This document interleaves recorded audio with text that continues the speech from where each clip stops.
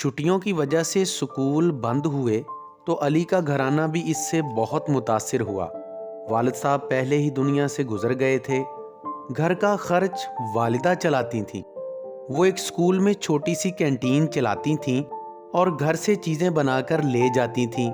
उनके हाथ में बहुत जायका था। बच्चे उनके चिकन पराठा, रोल और चने बहुत पसंद करते थे। दीगर चीज़ों से भी थोड़ी बहुत बचत हो जाती थी। मगर जब से स्कूल बंद हुए थे तो उनके घर में खासी तंगी हो गई थी। एक दिन अली अपनी बहनों के साथ बैठा पढ़ रहा था।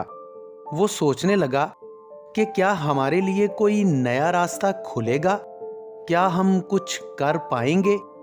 अली इस अधेड़ बुन में बावर्ची खाने में आया तो देखा कि उसकी अम्मी ओवन में केक बना रही थी। अम्मी, केक? वो हैरत से बोला। अम्मी ने मुस्कुराकर उसकी तरफ देखा और बोली, घर में एक सादा से केक की सारी अशिया मौजूद थीं, तो सोचा कि केक बनाकर खाते हैं और अल्लाह का शुक्र अदा करते हैं।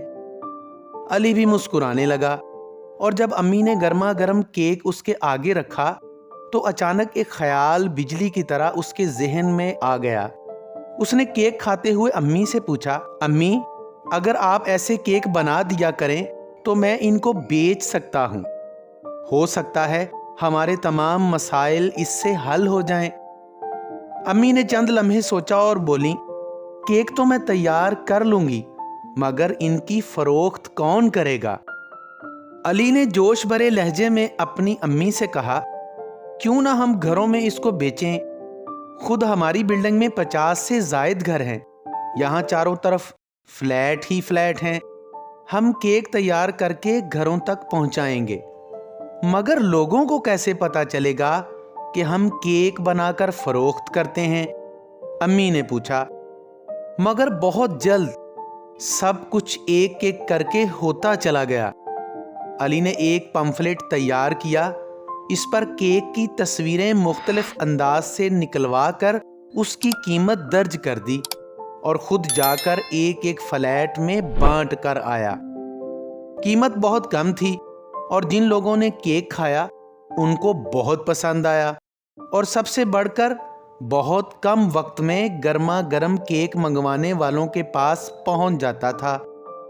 टेलीफोन बार बार बजने लगा। जितने ज्यादा ऑर्डर्स आते अली भागम भाग पूरे करता। जितना वो थकता उतनी ही खुशी महसूस करता। पहले ही महीने में वो अपनी बचत का हिसाब किताब करने बैठे तो हैरान रह गए कि इतनी आमदनी कि जिसकी तवक्को न थी। ना उन्होंने केक का मयार गिरने दिया और ना कीमत बढ़ाई, बल्कि वक्त गुजरने के साथ साथ उनका मयार बढ़ता चला गया। फिर दूसरे ही महीने अली की वालिदा ने अपनी एक सहेली को अपनी मदद के लिए रख दिया।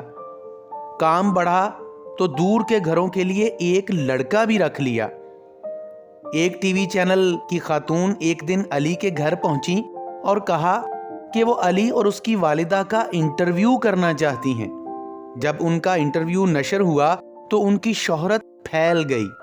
तब एक समाजी खातून उनके घर आई और उनको पेशकश की कि वो इनके इदारे में ज़रूरतमंद और ख्वाहिश रखने वाली ख़वातीन को केक बनाना सिखाएं तो वो उनको माकूल माहाना मुआवजा देंगी।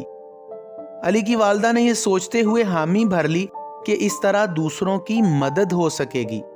फिर वो इस इदारे में ना सिर्फ केक बल्कि दूसरे खाने भी पकाना सिखाने लगी।